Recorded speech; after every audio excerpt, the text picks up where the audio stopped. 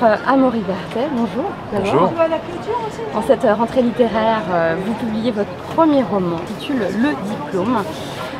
Donc juste pour vous présenter, on rappelle simplement que vous avez travaillé au Haut Conseil de l'évaluation de la recherche et de l'enseignement supérieur, qui est l'autorité publique chargée d'évaluer les universités et les grandes écoles françaises. Vous avez enseigné aussi la géopolitique. Et justement, ce premier roman aborde les grandes écoles. Comment est née l'idée de cet ouvrage et comment vous l'avez écrit, dans quel contexte?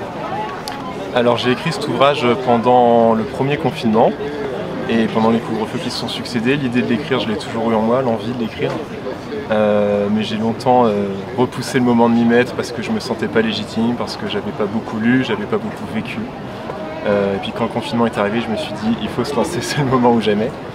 Et j'avais envie d'écrire quelque chose sur la force des déterminismes sociaux, sur les illusions de la méritocratie et sur le rôle exagéré qu'occupe, sur la place exagérée qu'occupe le diplôme dans la vie des gens, notamment en France. Vous savez, il y a cette anecdote qui dit qu'aux États-Unis, quand vous passez un entretien d'embauche, on vous demande d'abord ce que vous savez faire, et en France, on vous demande de quelle école vous sortez. Je pense que c'est un peu caricatural certainement, mais il y a quand même cette idée que le diplôme vous marque au fer rouge toute votre vie et ça peut vous ouvrir toutes les portes comme ça peut constituer un plafond de verre pour vous. Alors le livre est impitoyable, on ne racontera évidemment pas la fin. L'histoire va débuter donc avec Guillaume, le personnage central, il est professeur d'histoire-géographie dans un lycée de banlieue, il est désabusé, il ne croit plus dans ce système scolaire et c'est dans ce contexte qu'il va rencontrer Nadia, une vendeuse dans une enseigne de prêt-à-porter. Loin d'être superficielle, elle est intelligente, mais son parcours l'a empêchée d'entreprendre de longues études. Et donc Guillaume a évidemment une solution pour elle, pour réparer cette injustice. Il va lui fournir un diplôme créé de toutes pièces. Et là, il franchit la ligne rouge et l'engrenage va se mettre en place. C'est redoutablement efficace. Comment vous avez construit ce personnage? Le personnage de Guillaume? Alors c'est un personnage, d'abord ce n'est pas moi, il faut bien différencier l'auteur et le narrateur. Non, j'avais envie de me mettre dans la tête d'un personnage qui ne croit plus en rien, qui a été complètement déçu par toutes les promesses du système d'éducation. C'est un personnage frustré à triples égards, frustré d'abord professionnellement parce qu'il avait une vocation d'être prof, d'emmener les élèves qui étaient là, de les porter au sommet et puis finalement il est complètement désabusé. Frustré financièrement parce qu'il estime qu'il ne gagne pas bien sa vie, il est dévoré de jalousie envers son frère, diplômé d'HEC et qui est plein aux as. Et frustré affectivement parce que ça va plus bien avec sa compagne, etc. Et donc ce n'est pas un livre triste, hein, ça peut donner cette impression, mais l'histoire c'est justement ce Guillaume qui du jour au lendemain va décider de prendre sa revanche sur la vie et d'emmener dans ses bagages cette jeune Nadia en lui offrant un diplôme de grande école falsifié. Avec un humour acide que vous écrivez. J'ai essayé. Et dans ce paysage de faux semblants, Guillaume va transformer toute sa frustration. Il est plus sombre par rapport à Nadia. Nadia, vous la qualifieriez comment? Nadia, c'est un personnage que j'ai essayé de faire plus touchant. Donc c'est une jeune femme issue d'un milieu populaire qui est d'origine maghrébine et qui est fondamentalement bienveillante, intègre, qui est autodidacte, c'est ça le cœur du bouquin. En fait, elle est très intelligente, vive d'esprit, elle s'est cultivée par elle-même, mais elle n'a pas la carrière qu'elle mérite parce qu'elle n'a pas le bon diplôme.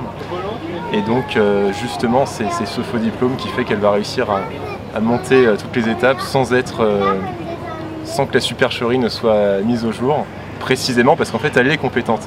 Et donc, certaines personnes me disent « Ah, c'est une histoire d'imposture », et je dis « Oui et non, parce que l'imposteur, c'est celui qui se fait passer pour ce qu'il n'est pas. » Or, Nadia, dans cette histoire, est réellement compétente. Donc en fait, elle mérite sa place qu'elle s'est attribuée et que la société lui a refusée.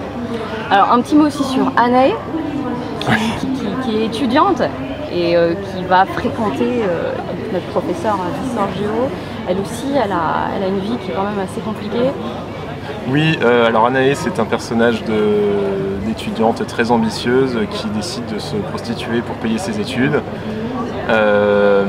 C'est un personnage un petit peu plus stéréotypé, voilà, c'est la jeune insoumise qui a plein de convictions sociales très fortes, qui exècre ce qu'elle appelle le système, on ne sait pas trop ce que ça veut dire, mais elle le ressort à toutes les sauces, et donc qui va faire la rencontre de Guillaume, et comme Guillaume c'est un frustré sexuel, un peu un personnage welbeckien,